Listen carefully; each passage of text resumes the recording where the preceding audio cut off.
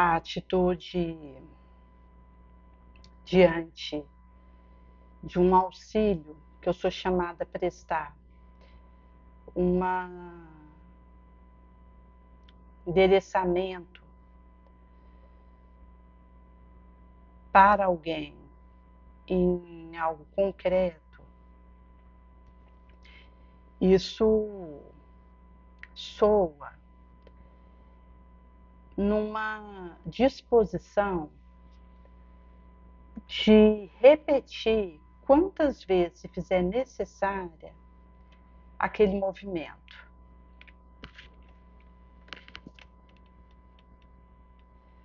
Um senhor, ali no início da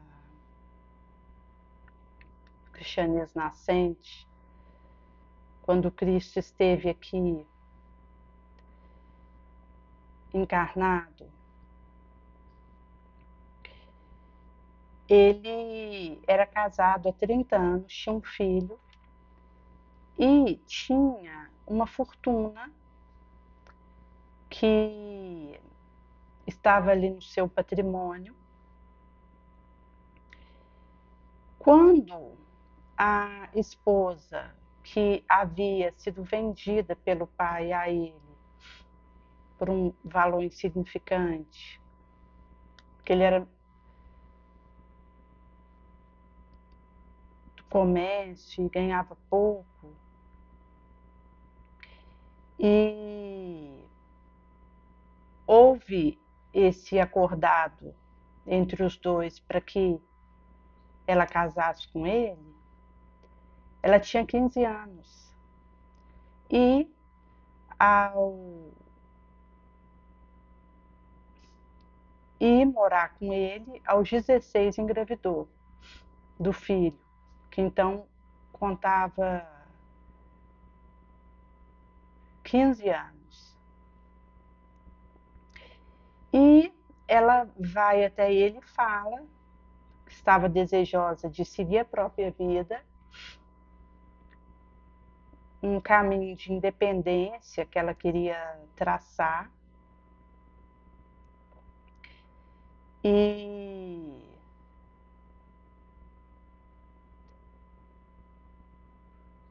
abrir essa porta para ela. E era sabedora de que, se ele interceptasse isso, poderia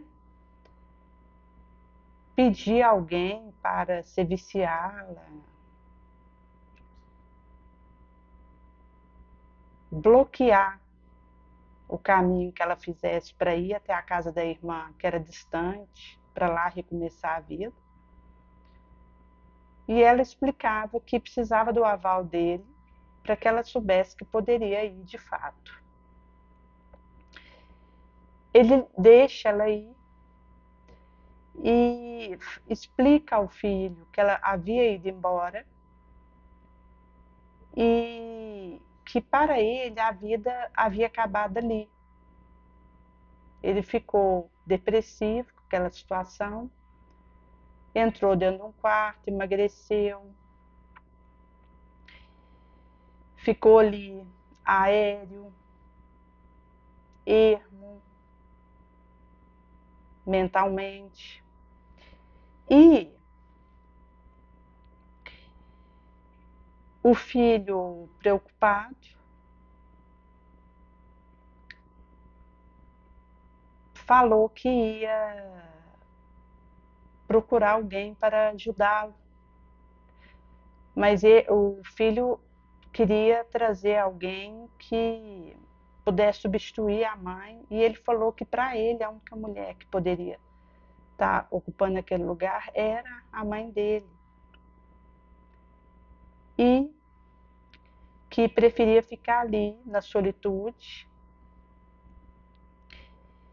Quando chega a irmã dele para vê-lo naquela situação que ele estava, já alterado, no estado enfermo, por não se alimentar, pela angústia que vivia, e falou de Jesus, que é o Messias que estava ali no meio deles, que ia ter uma preleção dele no dia seguinte, que ela o levaria. Ele foi e ouviu de Jesus a orientação para dar alta face e se reergueu energeticamente, moralmente daquela situação e voltou para casa decidido que doaria a fortuna dele, a parte que competia para os desvalidos da sorte. Entregaria a parte do filho para ele e o que era de sua respectiva parte, ele doou, passou a auxiliar pobre, viúva, mendigo, casa que atendia, que albergava desvalido, necessitado, de todo jaez, e amparou para que a assistência acontecesse, pai que estava em condição de exaurição por vício, ele dava moeda para ter como comprar o leite do filho. E quando ele veio a desencarnar, ele, pela performance, aquilo que ele conseguiu realizar, ele foi pedido para Jesus que ele auxiliaria nos momentos mais torturosos da igreja nascente, ele ia voltar para auxiliar nessa edificação da igreja então nascente. E nesse instante em que se consolidava ali a vibração que havia sido deixada pelo Cristo. E o filho dele foi para uma região de umbral e ele pediu para ir assistir. E houve um momento que pediu para trazer ele para onde ele estava. Foi permitido. E o filho, quando viu o local que estava, ali, ao lado daquele espírito luzente, esbravejou, queria voltar para onde ele estava, e acabou que foi recambiado para o local de sombra que ele estava, e esse pai levou para ele por 92 anos um narco de pão, prece e uma visita. E quando foi questionado essa permissão que foi dada para um auxílio direto por esse tempo, o Cristo diz que se não fosse esse auxílio direto por 92 anos, sequencial, ininterrupto, o soerguimento desse filho poderia levar 92 séculos. E isso mostra que o amor para auxiliar aprende a repetir. E é um ensinamento curioso, porque o tempo indispensável é aquele que possa atingir o necessário. Quando alguém elege uma conduta de levar um narco de pão para o outro e de auxiliar anos a fio, ininterrupto, é algo mais profundo, de repetir uma atitude até que aquilo seja assimilado pelo outro. E isso vale para a atmosfera em que eu estou. Porque ao meu lado tem uma nuvem de espíritos, legião, que observa o que eu faço e que, se me vê fazendo bem e repetir isso, uma hora aprende a fazer aquilo, assimila aquela conduta. Pode ser que, se me vê fazendo uma vez algo útil, passe despercebido. Duas, idem. Três, indiferente. Mas chega um momento que aquela visão de me ver fazendo algo edificante é assimilado. E esse espírito passa a ter essa atitude ou vai procurar alguém que possa dar vazão àquilo que ele deseja fazer, por similitude de conduta.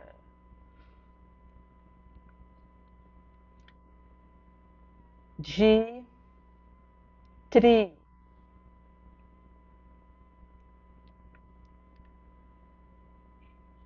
Estrada. Por isso que essa questão da interferência e da sugestão que alguém pode fazer a mim, ela passa pela minha capacidade de repetir e de permanecer naquele esforço sem desfalecer. E existe uma ideia de que o espírito que obseda, sofredor, ele pode ser expulsado por um conjunto de palavras, um mix de letra que eu solto e quero que aquilo tenha um efeito sobre um espírito que eu desejo que se afaste, como se houvesse uma varinha, um condão de toque mágico que descerraria essa conduta, iniciativa. Isso não funciona. Ocorre que, quando o espírito me vê expulsá-lo, xingar ele, mandar ele embora, ele ri daquilo. Porque não só é um efeito indiferente para ele essa conduta, como abre espaço para uma similitude. Porque o espírito ele vai ser atraído pela brecha e pela chaga moral que eu traga.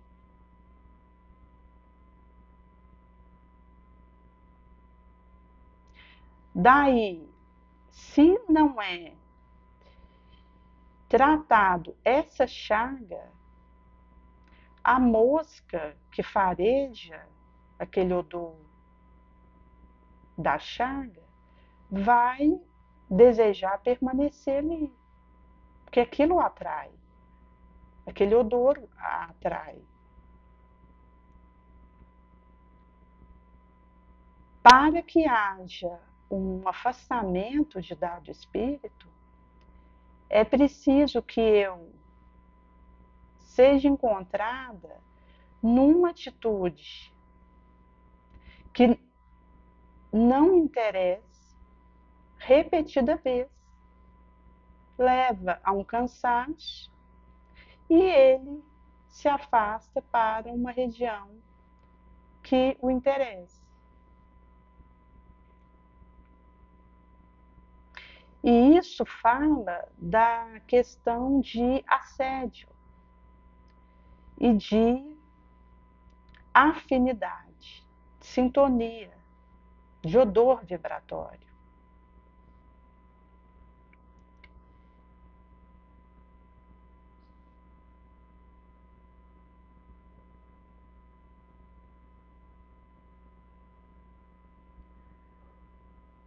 Por isso que o Chico falava que ele tinha experiência de vir uma energia sobre ele que o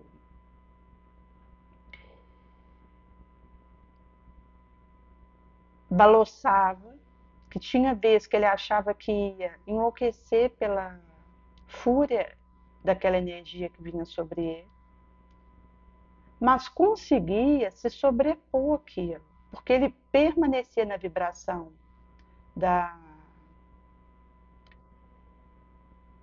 paz, da bonomia, da disposição para seguir o trabalho que ele havia se comprometido, do auxílio ao outro e de um desejo e uma postura de amar repetida vez, incansável.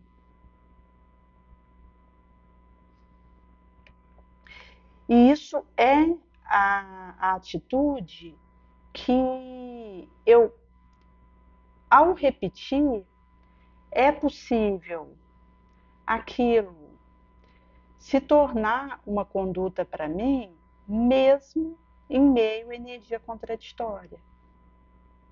E há algo que possa tentar me desequilibrar.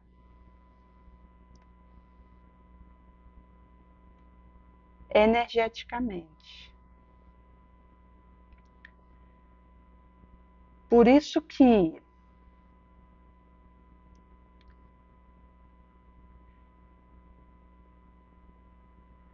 se diz que a disposição de fazer o bem aumenta enquanto extravasa.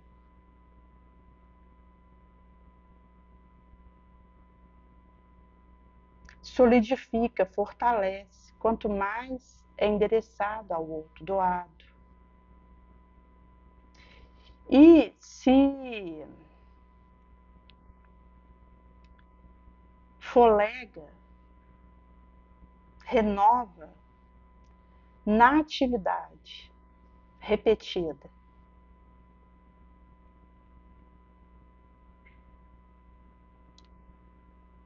O que pode ser entendido como uma anomalia, uma compulsão, uma busca de dor, ou como uma aceitação alucinada, alienada, desnecessária. Mas é a disposição de dar vida para aquele hábito, para aquela rotina. E é essa conduta, essa disposição que me permite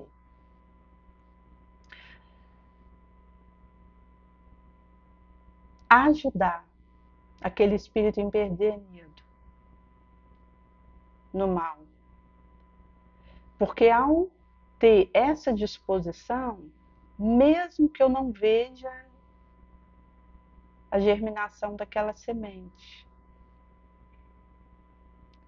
mas ela foi regada e um dia florescerá.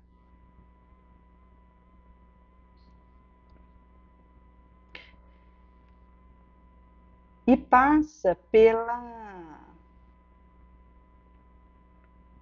consciência de que no vendaval e na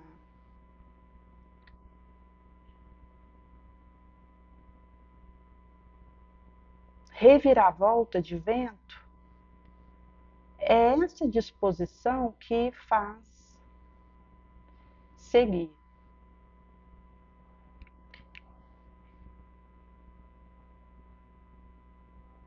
Por isso,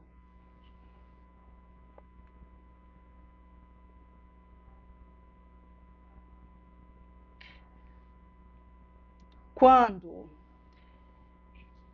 existe esse segmento nesse caminho próprio, força tenta usar minha lucidez para me desarticular, mas eu persisto e saio daquele labirinto.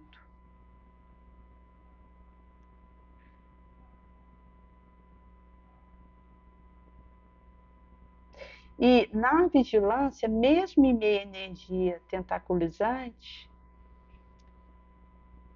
existe uma disposição para focar no confronto mental edificante, no aprendizado necessário,